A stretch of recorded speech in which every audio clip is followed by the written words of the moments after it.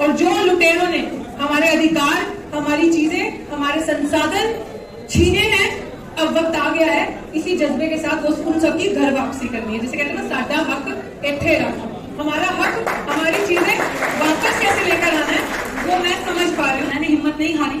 मैं समाज को, शायद उनकी क्या परिस्थितियां रही होंगी रोहित वेमुला और पायल तडवी की, क्योंकि मेंटल कैपेसिटी खत्म हो गई और उन्होंने सुसाइड का रास्ता चुना, लेकिन मैं उस रास्ते पे नहीं जाऊंगी। मैं चाहती हूँ कि समाज के किसी भी इंसान के साथ, किसी भी बच्ची बहन के साथ अगर कुछ ऐसा हो तो वो सबसे पहले कॉल डॉक्टर रितु को लगाए, और चाहे वो दिन हो, चाहे वो रात हो, चाहे वो कोई भी वक्त हो, उजाला हो, मेरा हो। और अब वो टाइम आ चुका है, या तो घर बैठ के सड़कर मरे या बाहर निकले और लड़कर मरे, और याद उसे ही रखा जाएगा जो लड़े। जय भीम, जय भारत।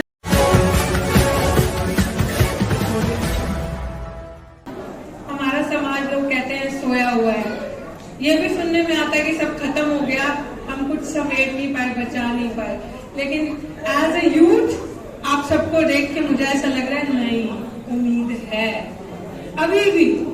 ये जज्बा देखकर कुछ ऐसा नहीं है कि हम नहीं कर सकते, और बहुत कुछ अभी हमारे अंदर जो जज्बा बचा है, इससे आई थिंक हम बहुत लंबी लड़ाई अभी लड़ सकते हैं। और जो लुटेरों ने हमारे अधिकार, हमारी चीजें, हमारे संसाधन छीने हैं, अब वक्त आ गया है इसी जज्बे के साथ वो उन सबकी घर वापसी करनी है। जैसे कहते हैं ना, साडा हक इत्थे रख, हमारा हक, हमारी चीजें वापस कैसे लेकर आना है वो मैं समझ पा रही हूँ आप सबको देखकर। और आप सबका बहुत बहुत शुक्रिया कि आपने मुझे शेरनी कहा, और मुझे ऐसा लगता है कि मैं अकेली शेरनी नहीं हूँ, और ये सब महिलाएं। सबसे पहले तो आप सबका बहुत बहुत शुक्रिया। आज सबसे ज्यादा अच्छी खुशी इस चीज की हो रही है मुझे महिलाओं को देखकर, क्योंकि अक्सर प्राचा सर शायद ये बात जानते हैं, और मैं हमेशा इस चीज की कंप्लेंट करती रहती हूँ कि सर किसी भी कार्यक्रम में जाओ, सब हम आते हैं लेकिन हम अपने घर की महिलाओं को घर छोड़कर आ जाते हैं। तो यहाँ पे एक चीज देखकर बहुत अच्छा लग रहा है कि अगर मुझे लग रहा है कि 50-50 की रेशो है, जिस हिसाब से पुरुष है उस हिसाब से महिलाएं भी है, क्योंकि हम सब ये चीजें जानते हैं। और यहाँ इस मंच से बोलने को भी ये चीज अच्छी लग रही है कि हमें महिलाओं को जो अधिकार कोई नहीं दे सकता, वो अधिकार, जैसे मैं अक्सर अपने भाषण में भी ये चीजें बोलती आई हूँ कि महिलाओं को कभी भी आप किसी मंदिर की मुख्य पुजारी नहीं देखोगे, किसी मंदिर की मौलाना नहीं देखोगे, किसी चर्च की पादरी नहीं देखोगे, लेकिन उसी महिला को आप एक शिक्षिका देखोगे, प्रधानमंत्री देखोगे, मुख्यमंत्री देखोगे, राष्ट्रपति देखोगे आज के दौर में, और कलेक्टर देखोगे, IAS ऑफिसर देखोगे, क्योंकि जो अधिकार धर्म आपको नहीं देता वो अधिकार संविधान आपको देता है। और ये बाबा साहेब भीमराव अम्बेडकर की दी हुई नियामत है हमें। सावित्रीबाई फूले, माता सावित्रीबाई फूले, जो उस टाइम पे हमारे लिए लड़ी, क्या क्या साहब, देश की पहली शिक्षिका, जिसको बहुत स्ट्रैटेजी से हमारे इतिहास को मिटाने की कोशिश करी, लेकिन आई थिंक हम लोगों के जज्बे से हम लोग जो फर्स्ट जनरेशन आ चुकी हैं और अपने अधिकारों को समझ चुकी हैं, और हम लोग अब बहुत हो गया खिलवाड़ हमारे साथ। आई थिंक आज आपके इस मंच से भी हमें ये संकल्प लेकर जाना चाहिए कि जो मार पड़ चुकी है और जो हो चुका है, अब बस। क्योंकि मैं आप सबको बस अपने केस से, जो भी मुझे सुनते हैं और जिनको भी मेरे बारे में पता है, मैं यही चीज बोलना चाहूंगी कि आज के टाइम पे ना जो पैडागॉजी है ना, डिस्क्रिमिनेशन, यहाँ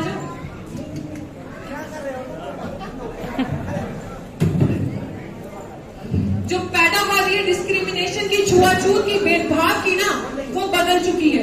लोग आपको कहेंगे अब कहाँ भेदभाव होता है आपके साथ, अब कहाँ डिस्क्रिमिनेशन होता है, अब ये सारी चीजें बदल चुकी हैं, ये आपके साथ नहीं होती। हम भी कहते नहीं होती, क्यों नहीं होती? क्योंकि आप लोगों को पता है सामने से आपके साथ भेदभाव करेंगे तो लॉस है, रगड़ दिए जाओगे, SC/ST एक्ट है, चले जाओगे जेल के अंदर, ये सारे लॉस है कि जिससे आपको पता है, डर है कि आप सामने से हमें नहीं काटोगे। लेकिन आप मानिए वैसे ही डिस्क्रिमिनेशन है, वैसे ही चीजें, बल्कि जो होता था उससे अब कई गुना ज्यादा खतरनाक है। Discrimination has completely changed it's form today.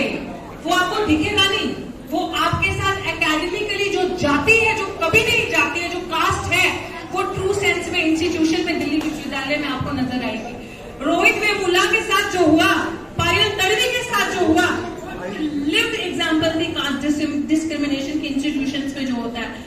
आपके साथ अब भेदभाव आपको छूकर नहीं किया रास्ते कैसे काटने हैं और आपके रास्ते कैसे रोकने हैं कि आप इंस्टीट्यूशंस में ना आ सके, आप अच्छे विश्वविद्यालयों में पढ़ ना सके, आपको कैसे काटना है, उसकी जीती जाती एग्जाम्पल मैं आपके सामने। दिल्ली विश्वविद्यालय को रिसेंटली 100 साल हो गए। ध्यान से सुनिएगा प्लीज मेरी बात, मैं 2 मिनट लूंगी सर अगर आपकी इजाजत है, ध्यान से सुनिएगा। 100 साल हो गए अभी रिसेंटली 2 महीने पहले दिल्ली विश्वविद्यालय को बने हुए, और मैं बाहर की बात नहीं कर रही हूँ, हर छोटे छोटे विश्वविद्यालय में ये होता होगा, क्योंकि आपके रास्ते विश्वविद्यालयों से काटने हैं। इनको हमारे जो रास्ते है ना वो यूनिवर्सिटी में नहीं घुसने देना, क्योंकि शिक्षा सवाल को जन्म देती है।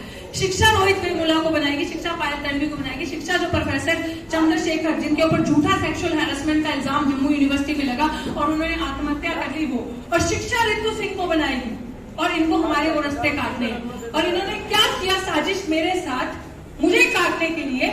मेरे साथ आई थिंक मेरे वकील एडवोकेट महमूद त्राचा, जिनकी वजह से आज मेरे हाथ में ये माइक है और जिनकी वजह से शायद आज मैंने वो रास्ता नहीं चुना जो रोहित वेमुला और पायल तन्वी ने चुना। मेरी मानसिक हालत भी बहुत खराब हो चुकी थी, मेंटल कैपेसिटी खत्म हो चुकी थी, जबकि मैं बहुत बोल्ड हूँ, मैं बहुत बोल्ड हूँ और मेरे अंदर बहुत हिम्मत है लड़ने की।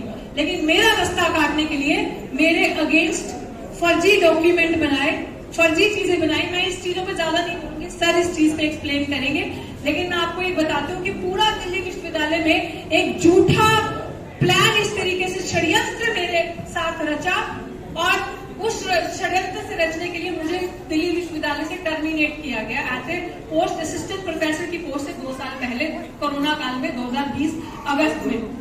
लेकिन आप सोचिए कि पहला केस एक ऐसा होगा 100 साल के इतिहास में जिसके ऊपर दिल्ली विश्वविद्यालय की जो प्रधानाचार्य, जो प्रिंसिपल है दिल्ली विश्वविद्यालय में, दौलत राम कॉलेज के प्रिंसिपल पे, मनुवादी प्रिंसिपल पे एफआईआर हुई SC एक्ट के अंदर इस शख्सियत की वजह से, SC एक्ट में। और ना कि सिर्फ प्रिंसिपल पे, दिल्ली यूनिवर्सिटी के रजिस्ट्रार पे भी SC एक्ट में मुकदमा दर्ज हुआ। और मुकदमा दर्ज ही नहीं, अभी ये सिचुएशन आ चुकी है कि उनके ऊपर चार्जशीट भी दर्ज हो गई 17 सितंबर को। लेकिन सिर्फ जाति जो कभी नहीं जाती कि वो अपर कास्ट जाति से हैं, मनुवादी हैं, संघ के साथ रिश्ते हैं, तो वहीं हमारे दिल्ली यूनिवर्सिटी का एक प्रोफेसर जो एक लाइन लिख देता है, उसको आप उठाकर प्रोफेसर रतनलाल को उसी समय जेल में डाल देते हैं। और वहीं आप नितेश सिंह अगर यहाँ पे है तो मुझे नहीं पता, अगर वो प्रश्न करती है, सही सवाल करती है, सवाल उठाती है, तो आप उन पर FIR कर देते हो। समाज की बच्चियों पे बहुत आसान है, दलित आदिवासियों की बच्चियों के कैरेक्टर पे खेलना और उनको इस तरीके से निछावर करना उनकी इज्जत को। बट ये एक ऐसी मिसाल केस बना है कि मैं आप सबसे, मेरी समाज से, तो वैसे तो मेरा हक बनता है अपने समाज से अपील करना, लेकिन मैं रिक्वेस्ट करती हूँ आपसे, मेरे समाज से, कि कुछ भी ऐसा कीजिए। 28 तारीख को एक हम प्रोटेस्ट करने जा रहे हैं दिल्ली विश्वविद्यालय में, जो मैंने प्रोटेस्ट कॉल नहीं किया, समाज के कुछ इस तरीके से जो चिंतक है, समाज के सामाजिक जो लोग हैं बड़े, उन्होंने कहा है कि हम दिल्ली विश्वविद्यालय के बाहर प्रोटेस्ट करेंगे 28 तारीख को सुबह, और हम मांग करेंगे, इमीडिएट मांग, suspend that professor doctor Savita Roy, principal जो है, सस्पेंड किया जाए, इमीडिएट टर्मिनेट किया जाए उन्हें, और अरेस्ट किया जाए, और अरेस्ट किया जाए, सस्पेंड किया जाए दिल्ली यूनिवर्सिटी के रजिस्ट्रार को, क्योंकि दोनों इस साजिश में शामिल थे। और मैं आप सबसे ये रिक्वेस्ट करती हूँ कि प्लीज इस लड़ाई को मेरा साथ दें, क्योंकि जब जीते जी समाज की एक बच्ची आपसे कह रही है कि मैं जातिगत भेदभाव का शिकार हूँ, मैंने हिम्मत नहीं हारी। मैं समाज को, शायद उनकी क्या परिस्थितियां रही होंगी रोहित वेमुला और पायल तन्वी की, कि उनकी मेंटल कैपेसिटी खत्म हो गई और उन्होंने सुसाइड का रास्ता चुना, लेकिन मैं उस रास्ते पे नहीं जाऊंगी। मैं चाहती हूँ कि समाज के किसी भी इंसान के साथ, किसी भी बच्ची बहन के साथ अगर कुछ ऐसा हो, तो वो सबसे पहले कॉल डॉक्टर रितु को लगाए, और चाहे वो दिन हो, चाहे वो रात हो, चाहे वो कोई भी वक्त हो, उजाला हो, अंधेरा हो, सबसे पहले आप किस भी जाति लड़की की मिसाल ले लें, आप खड़ा पाएंगे मुझे आपके साथ। चाहे वो लीगल हेल्प चाहिए होगी, आपको किसी भी चीज की मदद चाहिए होगी, मैं आप सबके साथ खड़ी रहूंगी, क्योंकि अब हम अपने प्राणों की आहुति नहीं देंगे। अपने बल से और अपनी हिम्मत से इनको जेल का रास्ता दिखाएंगे और इनको सलाखों के पीछे पहुंचाएंगे। यही मेरी आप सबके साथ एक विनती है, एक रिक्वेस्ट है, और मैं इन्हीं शब्दों से अपनी वाणी को विराम दूंगी। और बहुत सारे ऐसे यहाँ पे लोग हैं जिनको मैं सुनना चाहूंगी, और आप सबसे यही मेरी उम्मीद है कि बाबा साहेब के सपने को हमने पूरा करना है। समानता का अभी दिवस भी हमने मनाया है।